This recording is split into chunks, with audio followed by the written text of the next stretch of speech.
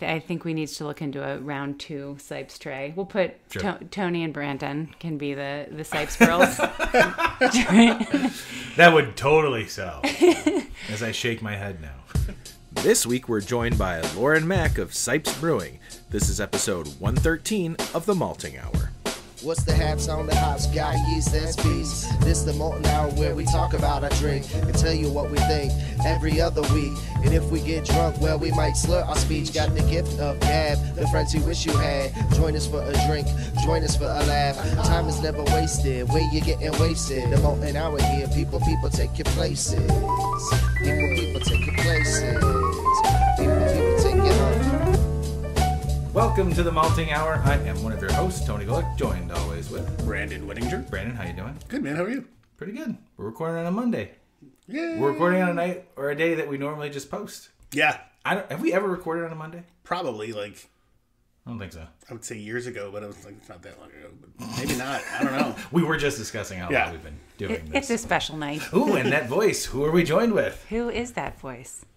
You tell us. Laurin Mack. Sorry, that was trying to segue you into that. Thank you for joining us, Laurin. Oh, I'm so glad to be here. This is a real thrill. Thank you for having me. Yeah, we're excited. We've been trying to get this together for how long now? It's been a little bit, but we're here now. Started in March-ish. Yeah. Maybe end of February. Yeah. And it was some back and forth, and we talked about doing this in a tavern, and then this works better. Yes. In most situations, because you're not dealing with noise and other things like that. It's a home tavern. Yeah. I mean, right. we are the Malting Hour Studios. As you all know, it is a bar. Beer on tap. Still have great service here at the Malting Hour. Big vinyl tap. sticker on my wall. It's official. Absolutely. Well, Laurin, why don't you tell us why you're joining us here in the studios, in the basement, in Jefferson Park? That is a question I'm asking myself. Don't worry, I'm kidding. You're not the first person. Are they going to be comfortable joining us down here? We'll talk about that. Yes, very comfortable. I am joining you all because I love meeting people who love beer, and I love talking about beer with people who like to talk about beer and history. And it's all made even better when it's in Chicago and talking about Chicago beer history, which is sort of the trifecta, I think, of things that I enjoy talking about. So when I got a message from Brandon, I thought, this sounds fantastic, and let's do it. So here I am. Awesome. So what, I don't think we've said it yet. I have not. Yeah. So what brewery specifically are we talking about today? I don't know why I think this is all so funny, but we're really just leaning into being, as I told you, I'm like, we're just talking. Like, say we just met. That's kind of like how I feel like, oh, hey, how's it going? So tell me. So, gentlemen, I'm coming to you from the Conrad Seipp Brewing Company, which is a brewing company that I restarted after my great-great-great-grandfather, Conrad Seipp, yes, 3 greats. Conrad Seipp started it in 1854, which was a long time ago. Oh, yeah. And he was an immigrant from Germany. A lot of people were coming from Germany at that time. Things were really bad in that part of the world in the 1850s. And he came. He was not a brewer. He was his dad was a farmer, and I think he also had some carpentry skills. So he got to Chicago through New York, through Rochester. And he had to figure out how to survive. He picked up a woman that he made his wife in. That sounds funny. He got married, I should say. I think that's the proper terminology. He physically picked her up. He found his beloved wife in Rochester. Yeah. There we are. Back on track. And moved to Chicago and just tried to figure out, like immigrants do, how to survive and to feed his family. And so he started off driving a beer wagon for the Miller brothers, not the Miller brothers, but some Millers who were brothers. And then he tried his hand at farming, and he ran a hotel, and finally he came into a brewery and decided that that's what he was going to do. He was going to start a brewery in Chicago, which was a good idea because at that time in Chicago, there weren't that many people, and there were a lot of people who were going to be coming to Chicago. Little did he know it was going to really turn into one of the biggest boom towns in America. Yeah. Right place, right time. Right place, right time, for sure. that being said, things were pretty rough, especially at the beginning. And I think we sometimes forget about this when you hear about the end game with someone. If you think about it, he comes to America. He probably doesn't speak much English at all. Figures out how to make things happen. He's also coming at a time when his new country, goes to civil war against each other.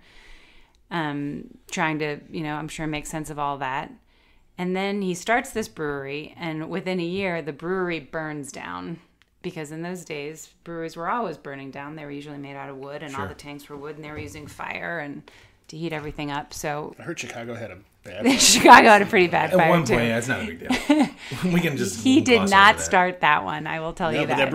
the brewery did survive that fire. Well, this is true. Because they had a brick one by that time. That was, Hey, man, don't That's jump ahead in the smart. story. that was very, very bad luck for Chicago and pretty good luck for Seipp. But his brewery burnt down in 1855. He also lost a few children then, because I don't know if y'all know, but that was like the cholera outbreak of 1855. I mean, I'm saying yes, like I know, but things were terrible. Things were bad. Yeah. Things were bad. But what I really love about Conrad is no matter how bad things were, he just kept moving forward. And I think that's something that I really, when I'm feeling stressed and overwhelmed, I just think, what would Conrad do? He would just keep moving forward. And I find that to be very inspirational. Sure. So he kept moving forward. He rebuilt the brewery, this time just like the Three Little Pigs out of bricks. So it would not burn down so easily. And he started making beer, and he started making a lot of it. And he got some infusion of capital so he could expand his brewery. And by the time the Chicago fire rolled through, Not the soccer team. We were talking not about the soccer actual team. They were Chicago. going to come soon. But the actual fire, he was already one of the biggest brewers in Chicago. And then when the fire literally burnt up half of his competition, I think there were 12 breweries, and it burnt down 6 of them. Oof. And his brewery didn't burn down because it was at 27th and Cottage Grove, which is far below the fire line, far to the south. And it was also right on the lake. Yeah. So it was just luck, location. Yeah. Yeah, exactly. So you're saying a lot of breweries burned down, but his didn't. So you're saying he part also of his said he had competition. nothing to do with this? Okay. We're not starting. No, okay, we're not. Yes, starting that Brandon, rumor. that's exactly what I'm saying. I mean, Let's that's pretty. not start a That's pretty rumor impressive, though, because I think around that time in the 1870s, he was doing like 100,000 barrels a year, and that is insane.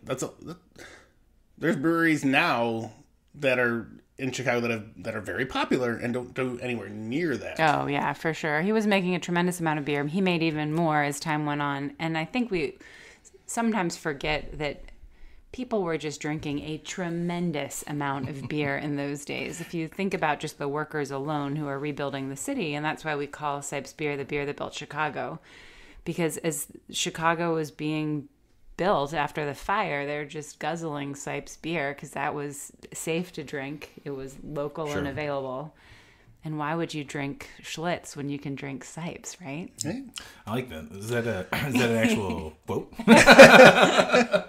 No, I mean I don't dislike Schlitz, but No, but Yeah. you just like Seipp's absolutely, better, right, Tony? absolutely. Hey, cheers! Thanks for bringing all that stuff for us today.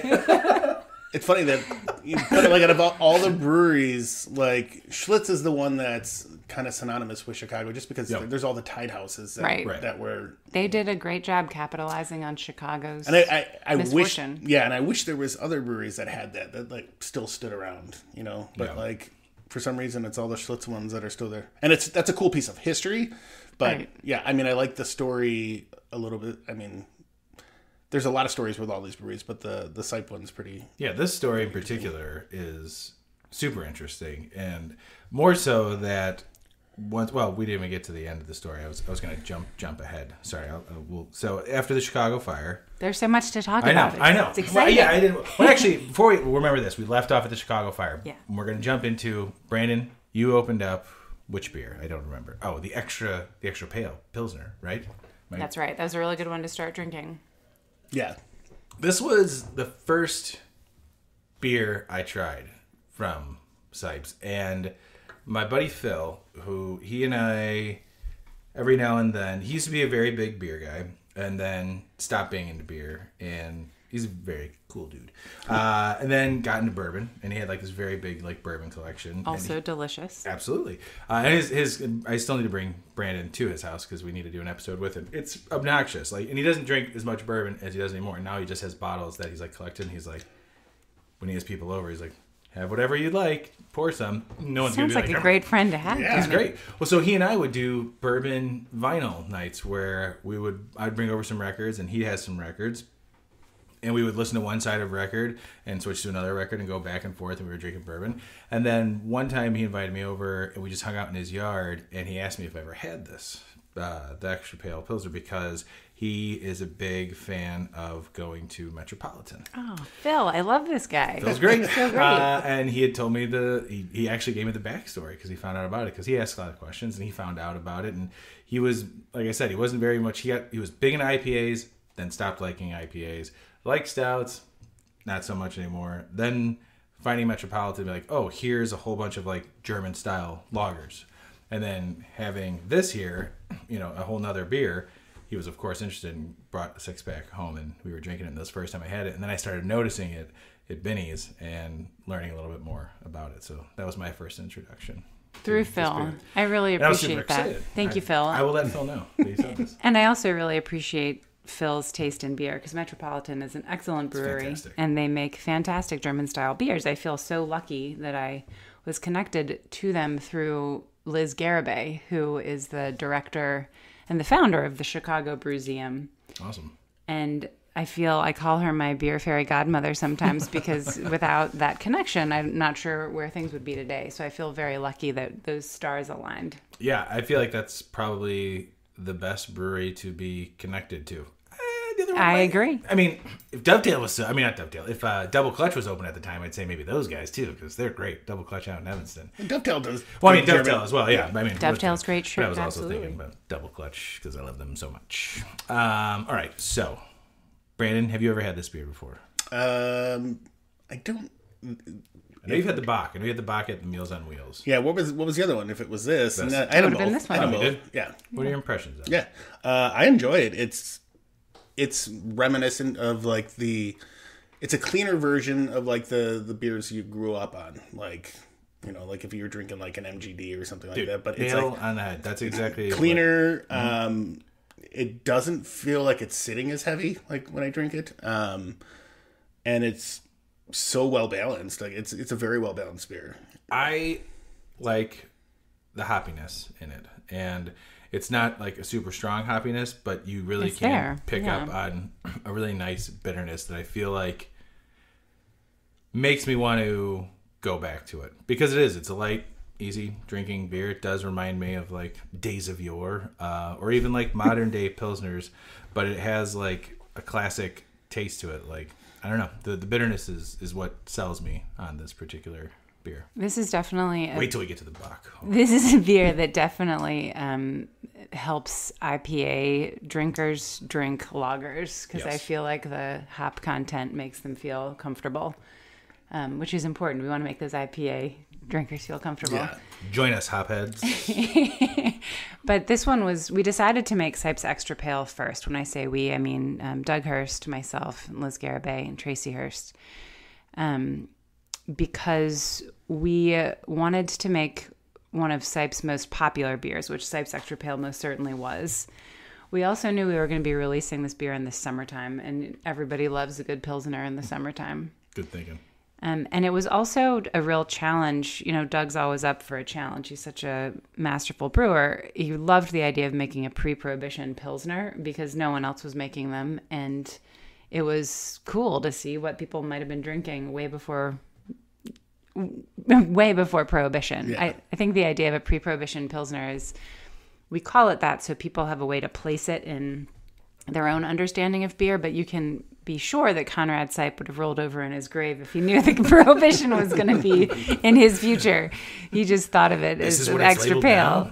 Yeah, exactly. Yeah, it's I like that. I think that's why I liked it too, because of the idea of knowing that, the whole say, this is the beer that built Chicago, and knowing that it's such an old beer, and like that's what you guys get, like that made me more excited and interested in trying it. And so getting to taste that, it's like tasting history, I love that. That's exactly how I feel about it. And I think what's nice about Seipp beer is that we want to connect with the past, but we want to enjoy the present. That's one of our mottos. And I think that one of the main questions I get is, oh, is this the original recipe? And the answer is no, it's not. So That's going to be my next question. Gotcha, Brandon. Conrad did not hand down through history a beautifully antiqued piece of paper with German handwriting on it, which is a bummer. That would have been awesome. Cool, yeah. But in a way, that's kind of nice because it gives us the opportunity to think about what the beer would have been like, but also to make a beer that we want to drink now. Right. Because people only go to Williamsburg once, but hopefully they drink Seipp's beer a lot because they like it now. And it's not just sort of a throwback to the old days. True. And I think that we also made a beer that's very similar to how it would have been made, meaning we're using Lake Michigan water. That's the main ingredient. I think it's a lot cleaner now than it was then. Which is wild. Which is good. Yay. And then we're also using Saz and cluster hops. I was going to ask what hops were being used. Saz was actually, it said on the label, made with Bohemian hops. So we know on the historic label. So we know that was Saz. And then we know that cluster was the kind of hop that was really around in the Midwest during that time. So you can only imagine if you can't get the Saz hops from Bohemia, you would just grab some local cluster and throw those in. Yeah. And then we used 6-row barley and added flaked corn. And that was a really specific thing because when the Pilsner Revolution hit Europe, everyone in America was trying to make this famed, light, crisp, delicious, sparkling drink. And we couldn't make it happen because we didn't have the right barley. It was just way too proteiny, sort of globular. But we realized that we could make the Pilsners they were drinking in Europe by adding a little bit of flaked corn or, in some cases, rice. And so that was the origins of the American adjunct lager.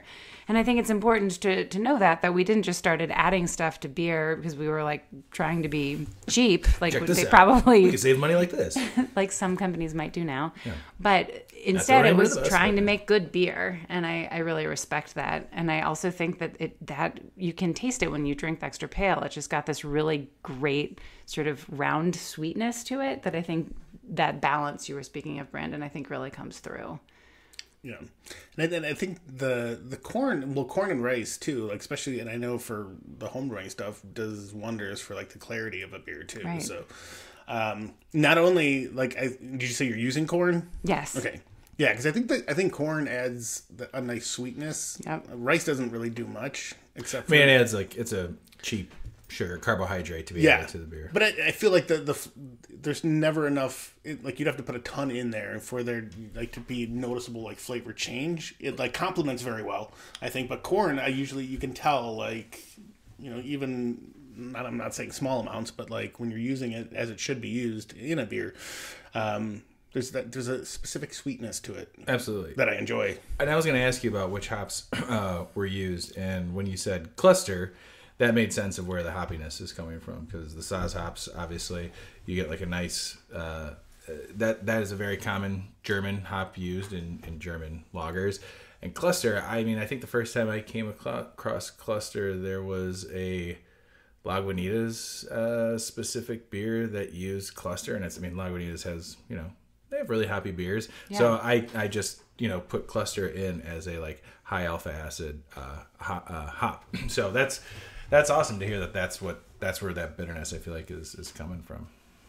This is a very good beer. I like it. I agree. I drink a tremendous amount of this beer, and it's my firstborn. and so when people say, "Which is your favorite beer, Laurin?" I demurely say, "I love them all," but really, that's parents who have multiple kids. I know my mom says she loves me and my sister equally.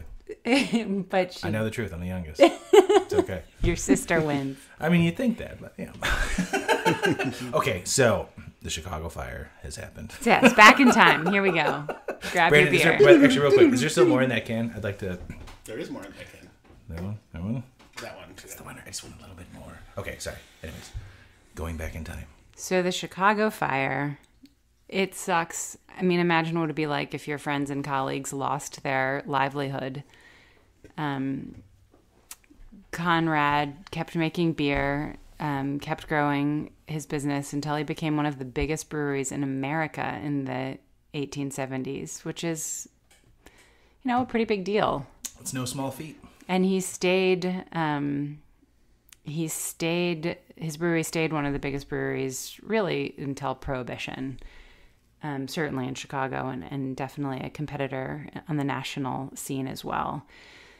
He died in 1890, about a year and a half after he and his first wife, died of pneumonia. Again, just sort of showing how hard life is in those days. People just died a lot. They had built a house in Lake Geneva, Wisconsin, right up overlooking the lake. And he only had about 18 months to enjoy it, but it was a summer cottage that he built for his family. He had a big family. He had 3 surviving children from his first wife and then 5 surviving children from his second wife. So there were tons of people around. He just, like a good German, loved to entertain, and they built this house to get out of the city in the hot summer. And the nice thing is you all can still go visit it. It was given by my great uncle in 2007, I think, the house to the state of Wisconsin. And it had been pretty much exactly the same since when Conrad built it. We are not a family who changes much ever. And so it's just a really great way to connect with Conrad and that time in history. And you can take a boat ride to visit it. And take a tour, and just see what life was like in 1888. There's a small chance that in 2 weeks I'm going to be up in Lake Geneva, so now I've got. Now we've got something on your itinerary. Mm-hmm. It's called the Black Point Estate and Gardens. All right, I'll remember that when I edit this episode. Go back and watch there's a YouTube video I think both of us found when we were doing some searching, and it's some guy who does travel stuff for Wisconsin. Oh, cool. And he was in the house. No way. And didn't do a tour of the house, but it was like a 4-minute video, but he talks about how the Conrad had it built, and then it was in the family until I think he said 2005. Regardless, and then after what was that guy now? Given to the state. But he said, one of the things you can't do is take a visit to the brewery. But he had a book from the World's Fair. Yeah. Which they put out a printed book of all the stuff about the brewery. So he went through page by page, kind of talking about the process and what everything would look like, back then, which was kind of neat. But yeah, it's a 4-minute video. We can link it if people are interested. But yeah. That is a great segue into what happened next with sort of the Seipp story, which is the 1893 World's Fair happened, and Seipp passed away. He died from pneumonia, complications, I think, from diabetes. And his son and family members took over. And there was also a big influx of capital from a British holding company that combined Seipp and a couple of malting companies and a few other breweries together. But Seipp was able to just keep running as sort of an independent brewery. And so when the World's Fair rolled around, Seipp had been in operation for 40 years already. They were the brewery in Chicago. And so they sold beer at the World's Fair. And that little pamphlet you were talking about, I feel so dumb. I should have brought it tonight because I have a great copy of it, which I'll get to you guys. But it's just this wonderful promotional booklet of what the Seipp Brewery looked like and then of what the beers that they were promoting. Extra Pale was described in this booklet, and so was the Columbia, which is, I think, a great beer that we can try next. You know what? You should host your own podcast too, because that was a great. I was about to. I know Brandon's doing something as we're recording, but I was about to motion to him this is it, because I know that the Bach was a part of. Did you just shut everything down? Yeah. I just saw the light. I saw the reflection on your face of the light, and I'm like, so we're not recording anymore. Do you want to grab that, Brandon? Yeah. Do you have before we get into that, let's take a quick break. Let's take a quick... I don't know. Am I drinking barrel-aged beer? Let's take a quick break. We'll be right back. Talk more with Laurin and about Seipp's beer, and we're going to drink this Bach. Sounds good. We'll be Bach. You had to do that.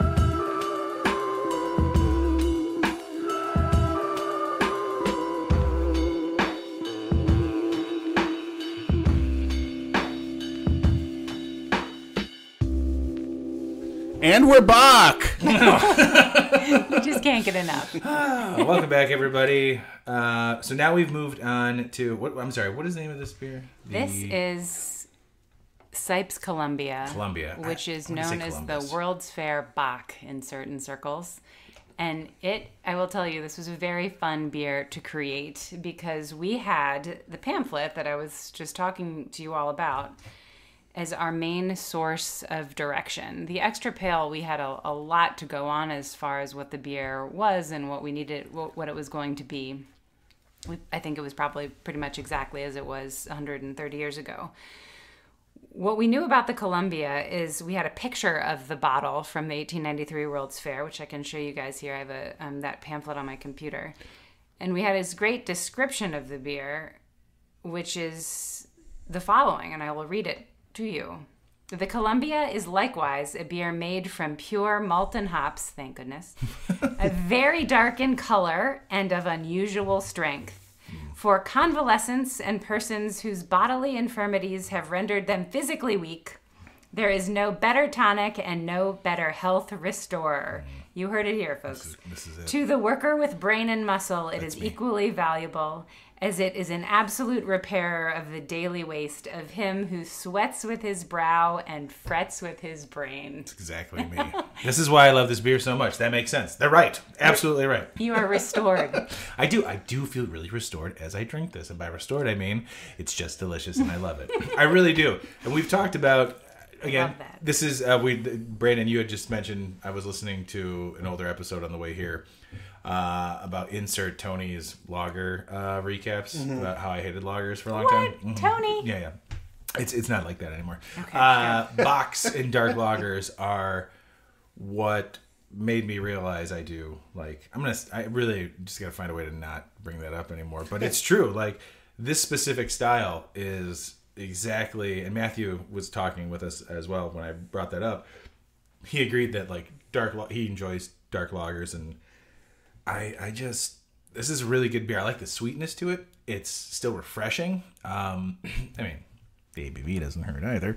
But it's still it still drinks as a refreshing beer. Like, I could have, I know they're in 16-ounce cans, but I could easily have two of these, like, in a sitting. I wouldn't, like, slam them right away, No, like you'd like enjoy them. The extra pale. But this I could sit here, unlike other, like, dark beers. You know, if you have a stout, sometimes you're just like, Okay, that's enough. Right. I don't know if I want to have more, unless you're going to a specific beer fest.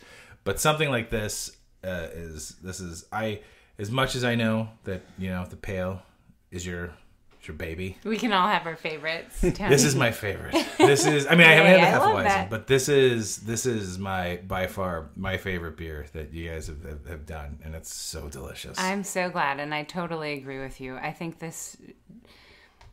my husband has given up eating dinner so that he can just have 2 of these a night, because like you, he just thinks they're so delicious. I don't know if my wife would be okay with that, but he's not wrong. Drink your dinner. Yeah, exactly. I'm still going to do work in the garden. Liquid. There's vitamin B in here.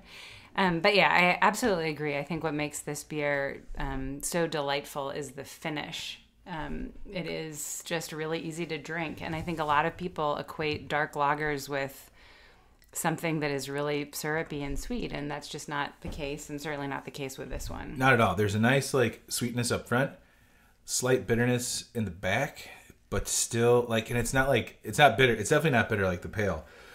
It's just enough to kind of start with a little sweetness.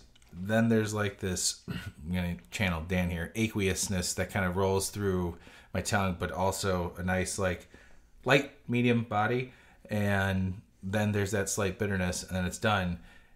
And it almost is it's drying at the end, where you want to go back in for another sip. Yeah, it's a great way to describe it. It's not, there might be a slight roastiness to it, but not roasty in the sense of a stout or something that's really focusing on a roasted malt. It's just, I don't know what you guys use in it. A little bit of roasted malt. Yeah, okay, there we go. Nice job. There's dark in there. But yeah, even aroma-wise, it doesn't come off like a dark, roasty beer. And it's caramel brown. It looks like a brown ale. And I love brown ales.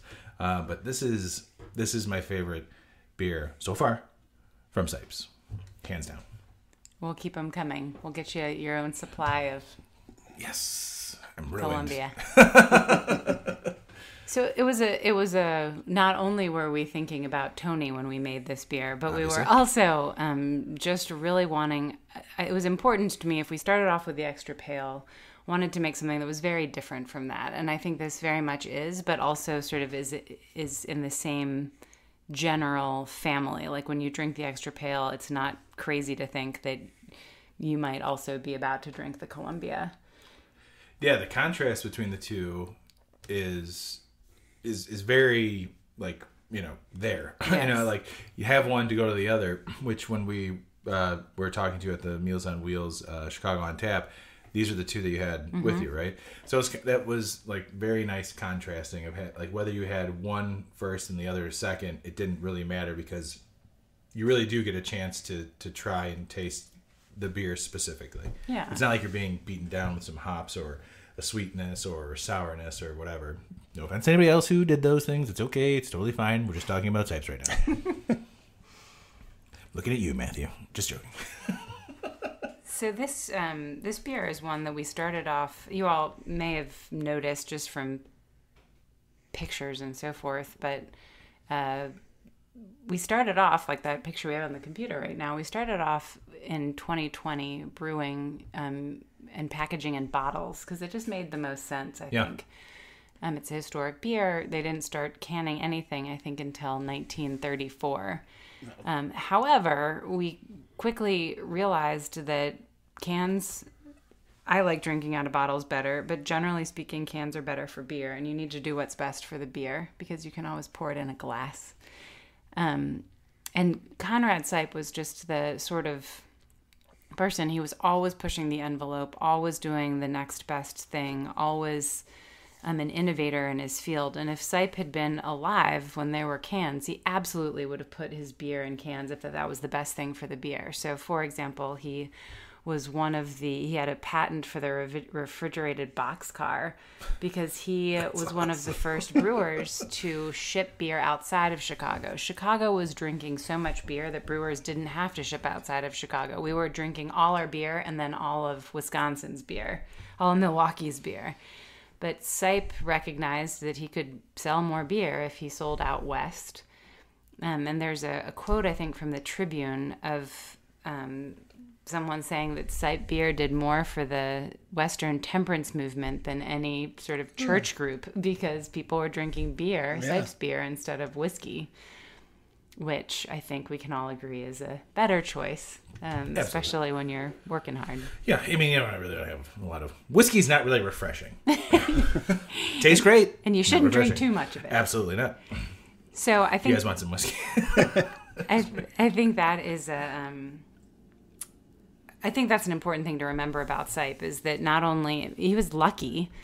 He made his way to a city that was rapidly expanding. He found his way into a career that had a lot of growth potential. Again, the Chicago fire, although very unlucky for Chicago and for his colleagues, was actually, from a business point of view, pretty lucky for him. But he was also just very good at business. I was going to say, like, even from the way it sounds, even if the Chicago fire didn't happen, I think we would still be having the same type of conversation. Yeah, absolutely. And what I really respect about him is that he wanted to sell beer, and that's what this is all about. It's about making good beer, but it's also about selling good beer. And he was one of the first people to really market and use merchandising. There's some great trays with pictures of people drinking beer and some great mugs. I do have an old school Schlitz tray at home. They're so cool, aren't they? I mean, I think we got to think about getting a Seipp's tray going at some point. Absolutely. Like, well, people would get those. Just throw it out there. I think we need to look into a round 2 Seipp's tray. We'll put Tony and Brandon can be the Seipp's girls. That would totally sell. As I shake my head now.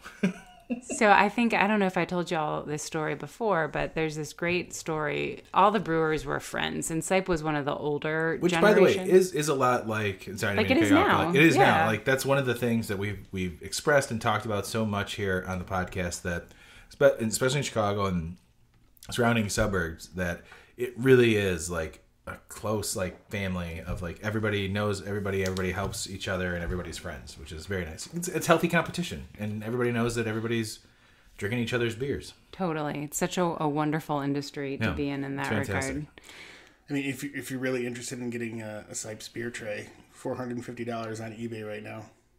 That's a lot of money. That one right there. Ooh, that's in good shape. What? That's cool. We could redo that. We could have a bake sale. We could sell some beer and I think Brandon and I could pose as that picture. It's a great idea. The two ladies in the... Those ladies are a lot nicer looking. This is kind of neat, though. So I just did a quick eBay search of Seipp's, and there's a ton of Seipp stuff. There's, vintage beer bottles that people are selling. Oh, cool. There's a ton. And I get it. That's awesome. One of the great things about restarting the brewing company is that so many wonderful people reach out with their own stories about ancestors who have these really cool stories in and of themselves, but also people will send me. I got this great message from a guy who said he was a construction worker, and in the 80s he was working on L stop up in the north part of Chicago and found this bottle, and he was like, oh cool, a nice old bottle, it's in good shape, it must just be from some brewery. Put it in the back of his closet. There was no internet at that point, so he didn't even know how to look it up. And then he looked it up once the internet came around, and it happened to be once I had restarted the company, and he emailed me and said, hey, I just realized that this is your bottle. That's awesome. And I think you should have it. Whoa. And I was so thankful, and I said, well, what can I pay you for it? And he said, it's your bottle, I'll just send it to you. So he sent it to me, and I sent him a t-shirt back to thank him. But that was just such an example of the kindness there is in the world, and also the specialness. I'm just crazy about bottles. Like, who filled them? Who drank the beer? Yeah. How did that bottle survive this whole time? The best gift would have been if you would have filled that bottle with beer and sent it back. Sent it back, yeah, that's true. And then send me the empty still when you're do done. that. That's a lot of work just for a bottle. But it's a fun story. Good idea. True. Missed opportunity. So essentially, I just I respect Conrad for lots of different reasons. I think he was a very good person. He was very philanthropic, and he was very good at business. And I said very hardworking, which I think is the most important thing. It's hard work that really matters. Shows with everything that we've been discussing, and what we have in front of us now in history. Like that's amazing. It's a great immigration story. I think he was also a little bit silly because I love this story. So you all know Frederick Pabst. Mm-hmm. He had a beer company called Pabst. And he got Conrad. Schlitz. It was called Schlitz. Conrad. Sorry. That was great. Okay, sorry. So Pabst had this beer company, and he and Conrad were friends. Conrad was a bit older. Pabst ended up being one of Seipp's honorary pallbearers in Seipp's funeral. And that's awesome. Pabst, I'm sure y'all know, he wasn't a brewer. He basically stepped into, he married a woman who was from a brewing family, and he took over the brewery, and the brewery was originally called Best. So in order to make that transition work well in Milwaukee, they came up with the slogan, "He who drinks Pabst drinks best," to help connect that legacy. Smart. So in Chicago, his buddy was just like, "Oh yeah? Seipp's is just a little better than the kind you thought was best." And that's their slogan. That was his slogan that he has on a beer mug. And I have several of those beer mugs. And I love that slogan. Cool. It's so Victorian. That's awesome, actually. That's really great. I know. I can see you guys lobbing those at each other across the border. We would. We totally would. Did you also bring the Hefeweizen by any chance? I sure did. The only reason why I wanted to get to that, I know we've already been drinking 2 other beers. Brandon and I had a beer also before you got here. It's a Monday night. It's your I want to get basement. to that because, to me, Brandon is the Hefeweizen aficionado of the podcast. I say that only because I don't mean that like this guy fucking knows Hefeweizen. You really like Hefeweizen. Yeah. I feel like I enjoy a good Hefeweizen. Yeah. When we're at a brewery or something, you are more apt to go for a Hefeweizen before I am, so to speak.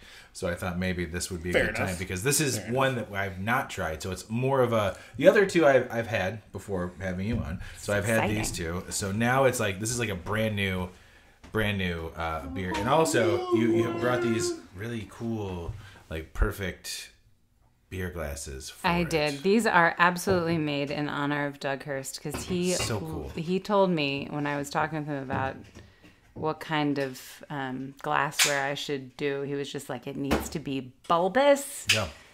And it needs to really be able to show off the beer. And so I got the most bulbous it opens up. It's perfect. glass I could. We got to use them. We got to use these. Well, us. I know you got the taster there. I don't even know. I mean, unless you want to go in with us as well.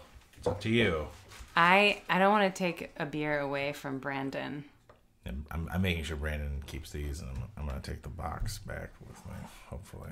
And without him knowing. I don't. I've been finding Hefeweizen is a funny beer in that it's like the Red Sox or the Yankees. You're either a fan of one or the other. He's opening 2. We're okay. He's opening 2. Oh, jeez.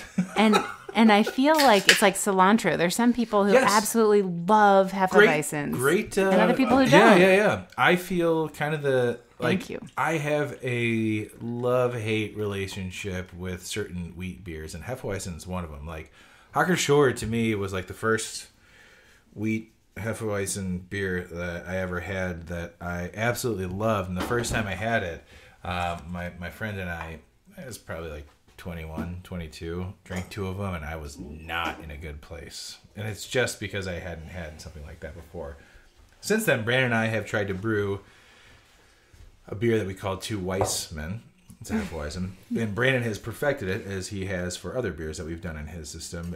That's a great Brandon's name. a very good home brewer, by the way, which we had something to share, but we don't. But I'm Next very time. excited. I found a bottle of the Pedestrian. Probably flat. Not going to have that. Okay.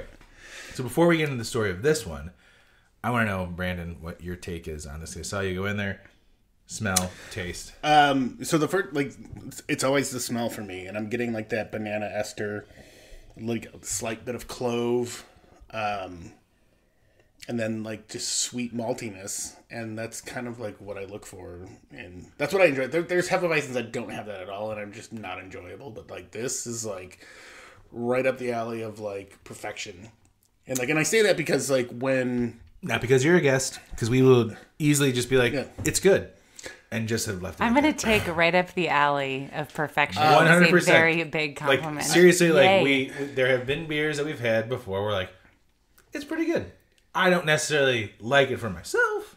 Not this beer. I'm not talking about. I haven't reviewed this yet. But there have been beers and people on here where we've discussed. So no blowing smoke up anybody's bum here. I don't know why I just thought of this, but there was this article, this video that I saw.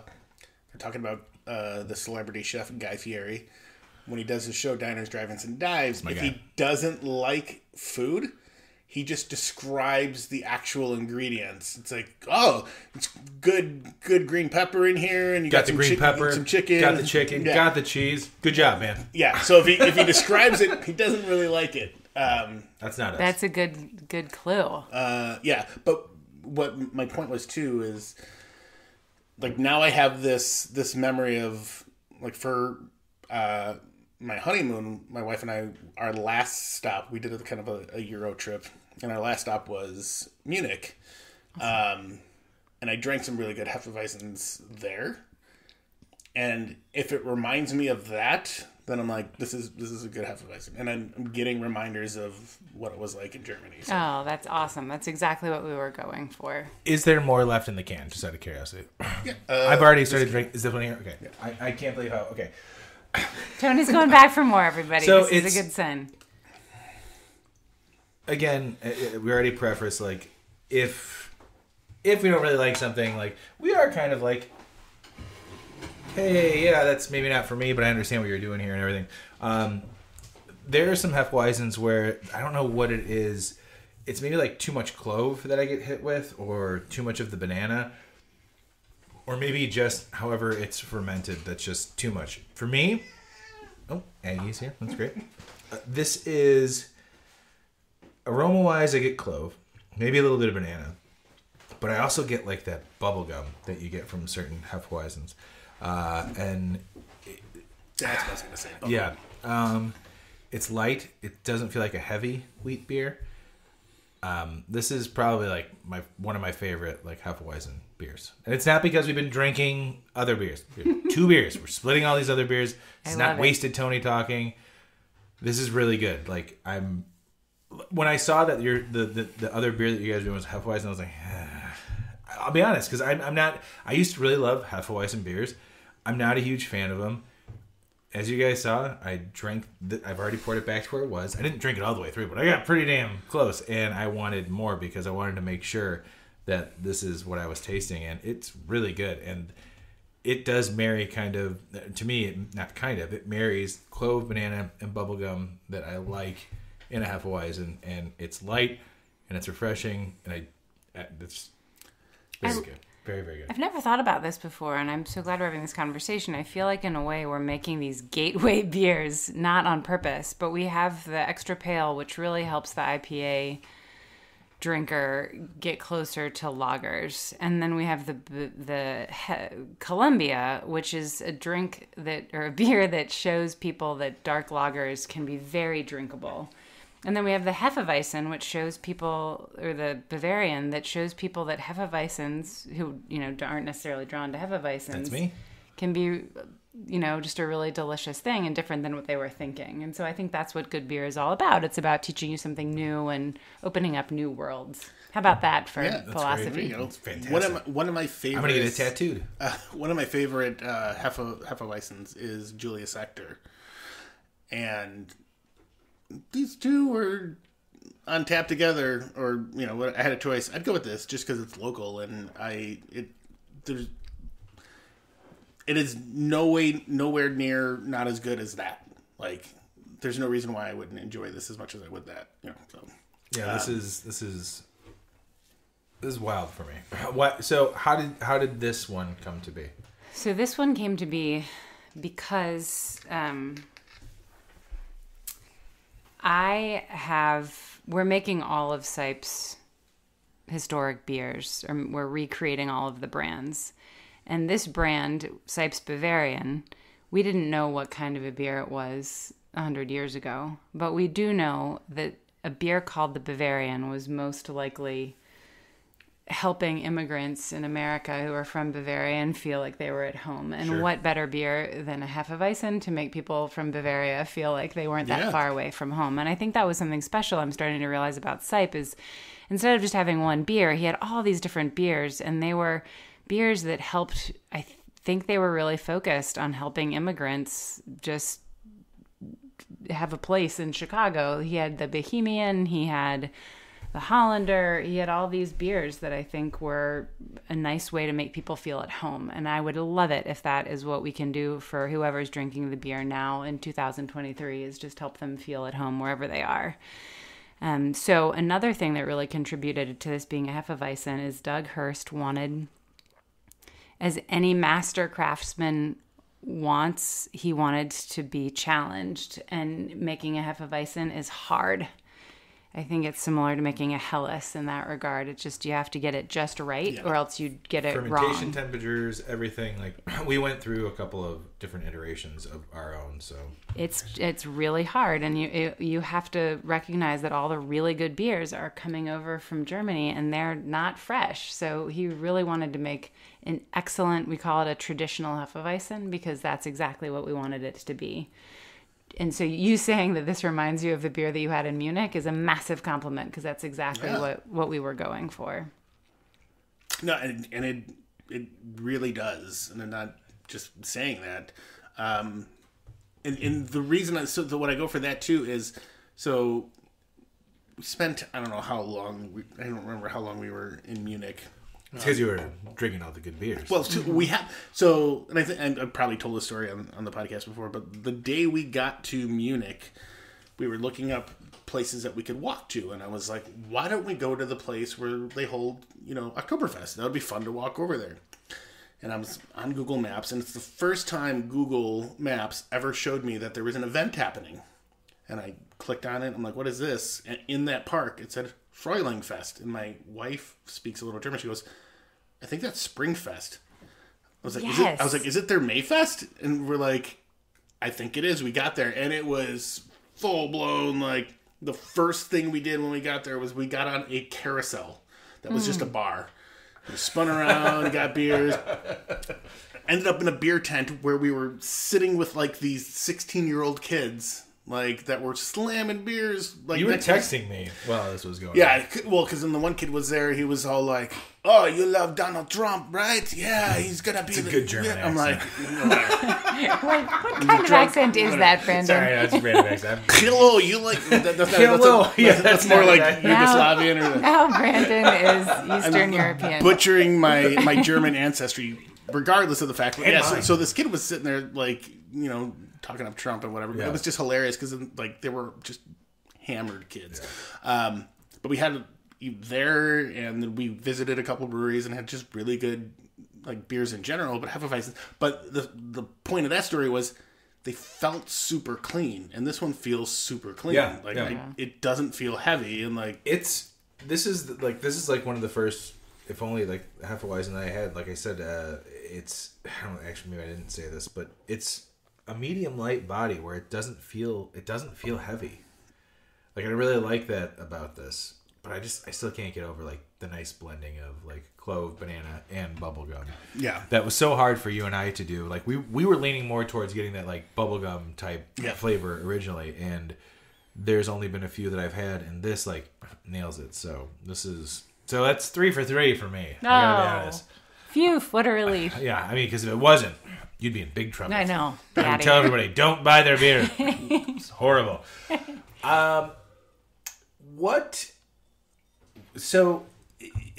next? What's next now that you've knocked out 3, right? That's 3. There's only 3 you guys have so far? So far, yep. I say you guys is because of the collective, so It is. that's all right. It's There's you guys. I'll take whatever you got. So there's 3 beers which are phenomenal, and if anybody, is it only available in Chicago area right now? It's available in Chicago land, which, as you all know, is quite a large swath of area.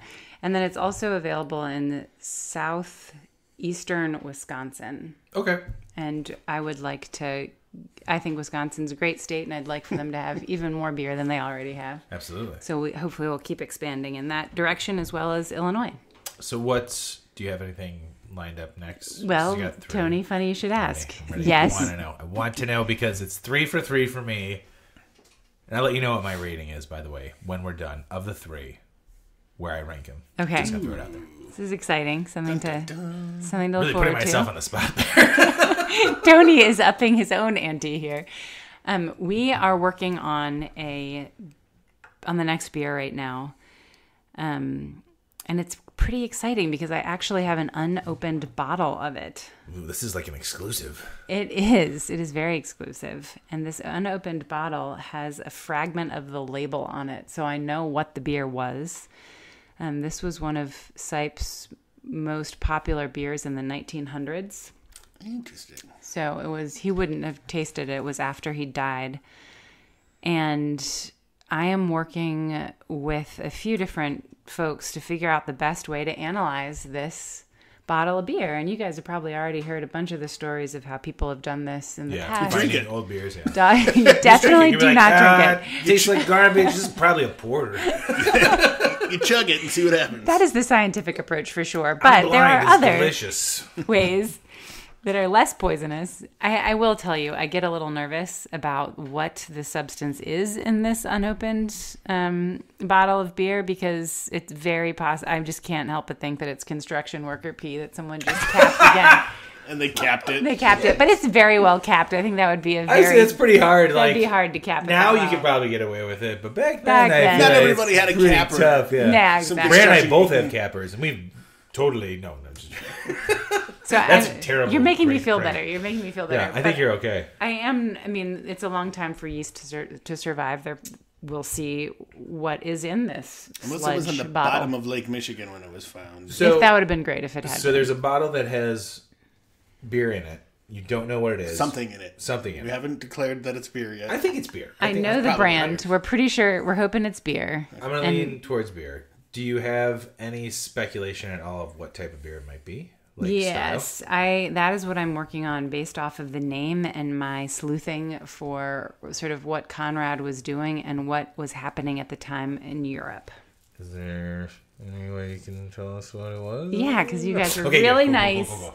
and you also so because much. I think that this is Because even if it doesn't end up, I'm sorry, I didn't mean to talk over you. Even if it doesn't end up being exactly what you thought it was, it's still going to, I'm going to be honest, probably going to be an awesome beer regardless. It's going to be an awesome beer regardless, and it already exists. I mean, that's the fun thing about this. It's not a secret because we all know what Sure. the Seipp's brands were, so it's just a question of in what order are we re-releasing them. So Seipp made a beer called the Hollander. Okay.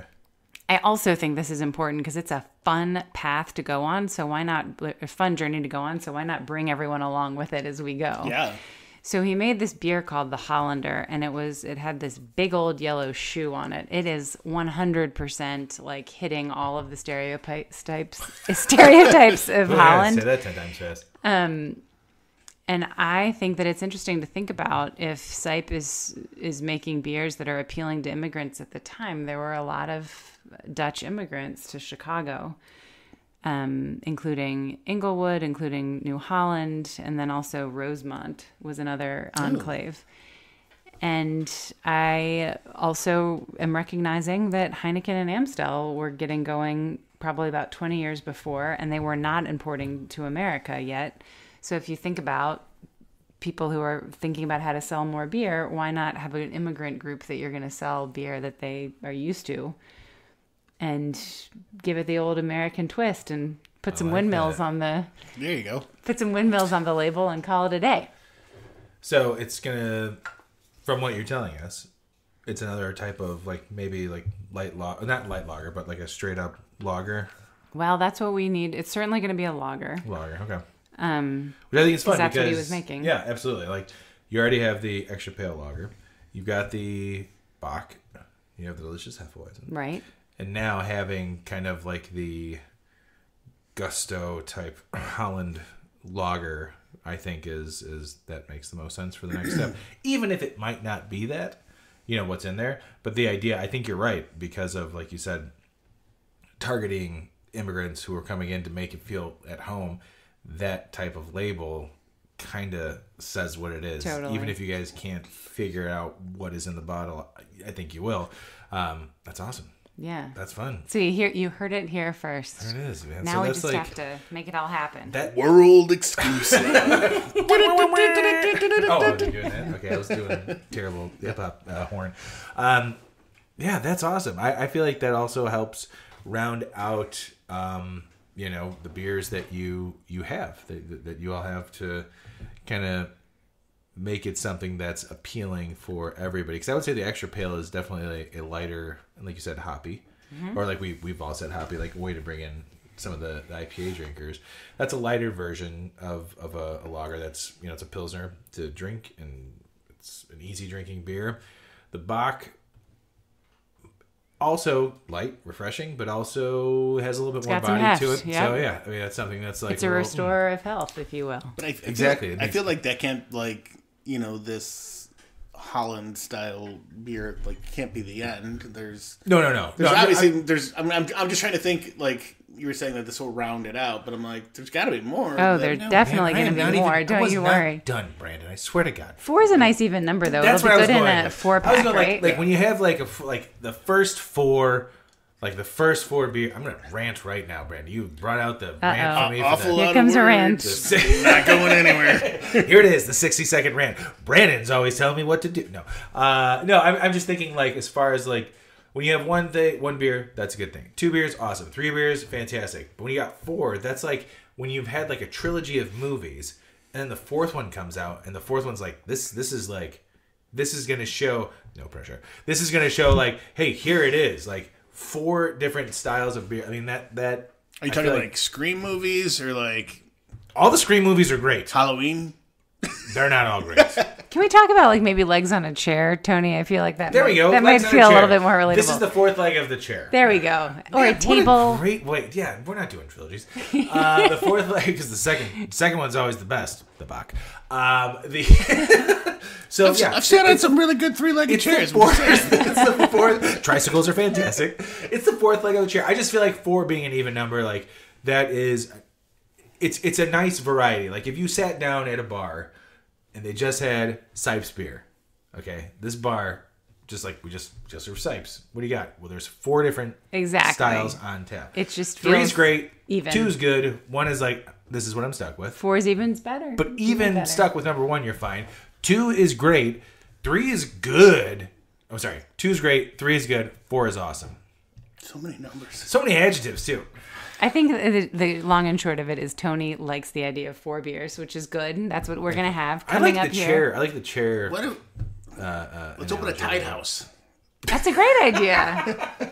All right, before we move on or wrap this up, I want to give, and Brandon, I'm putting you on the spot as well.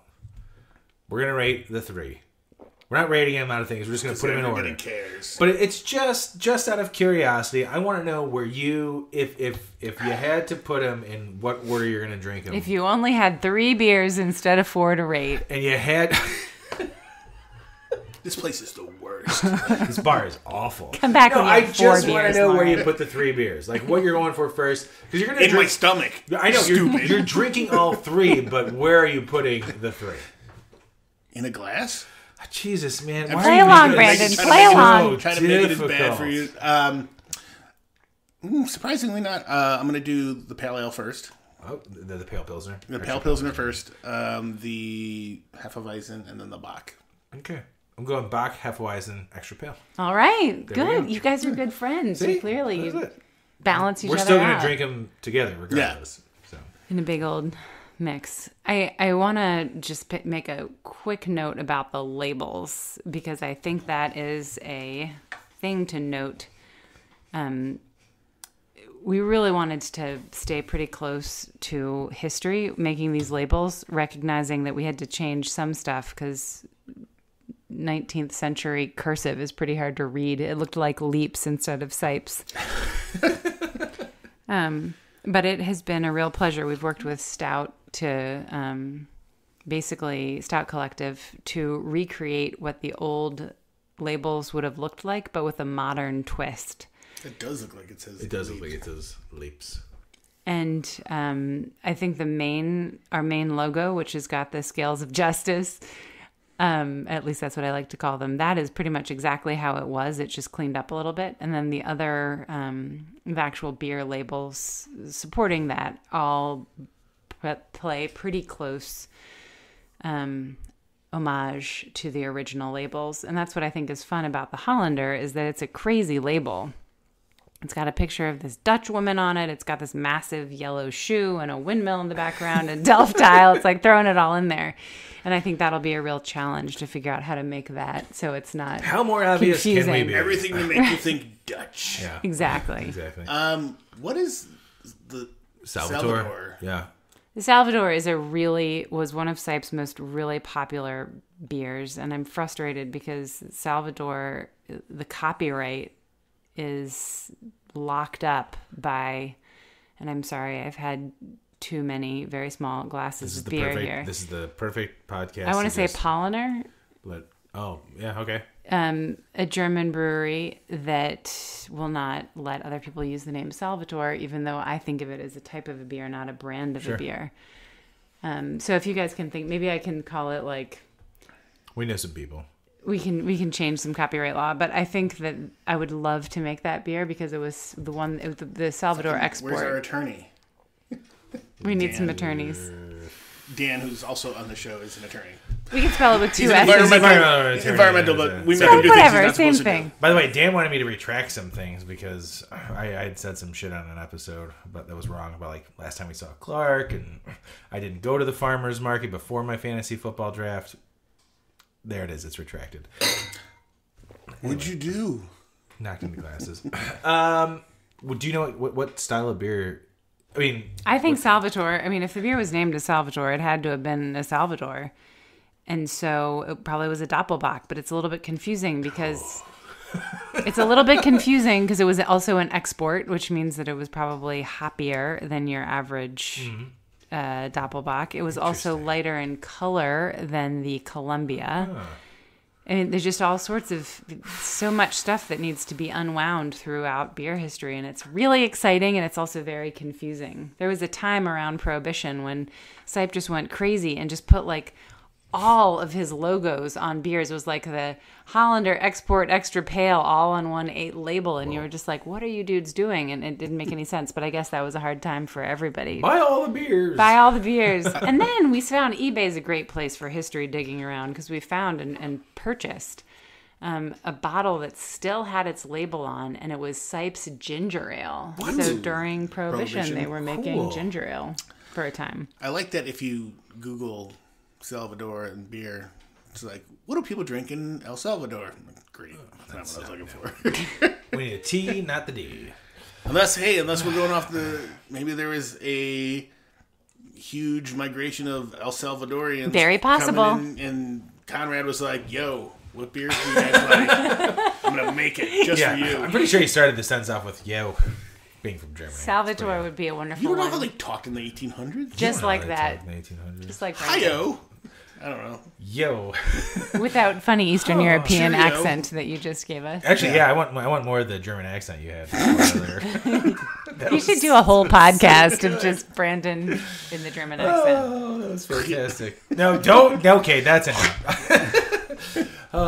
Laurin, it has been fantastic having you join us. Super fun. Today. Thank you The so pleasure much. is all mine. Thank much you all fun. so I'm much glad for having me. We got to do this. It was awesome learning the history and to sample through the 3 beers that are readily available now. Yes. In the Chicagoland area and making its way to, did you say northeast Wisconsin? All parts of Wisconsin, but definitely starting in southeastern. In southeastern Yes. parts. And you know, we a lot of listeners here from, although a lot of listeners are from all over the place, but there are a lot of listeners in the Chicagoland area. So you guys, you'll see the logo in the episode picture, and we'll post a link and everything. The beers are fantastic. I really am like super excited that this Hefeweizen was. We have a convert. I was so worried I'm gonna be like, I'm just gonna think it's okay. I love it. I really do. It's love that. fantastic. Very good beers, and awesome to hear the history and the story about where it all started and the beer that built Chicago. You got it. Thanks again for having me. What a fun night. We'll have to have you back some other time when we get the next 3 beers. Okay, so we'll do 3 at a time. Tricycle beers. If you ever just want us to come sample new stuff, that would be even better. We're also trying to do that too. We just want to get in and try free beer. Try it before it's popular. We will. But thank you again very much. We really do appreciate it. Thank you. Brandon, love you, buddy. Love you too, man. We'll see you guys next week. Bye. Cheers. Bye. This has been The Malting Hour. Be sure to follow us on all social media by searching The Malting Hour and at themaltinghour.com.